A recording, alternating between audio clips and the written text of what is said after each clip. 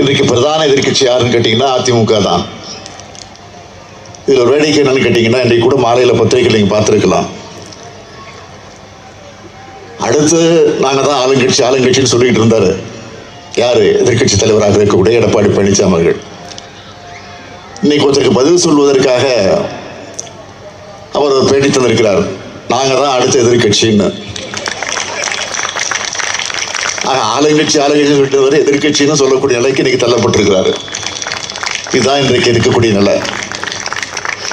ஆக இப்போ 2வது இடத்திற்கு யார் வருவது என்பதில் தான் இன்றைக்கு போட்டி ஏற்பட்டிருக்கிறது அவங்களுக்குள்ள.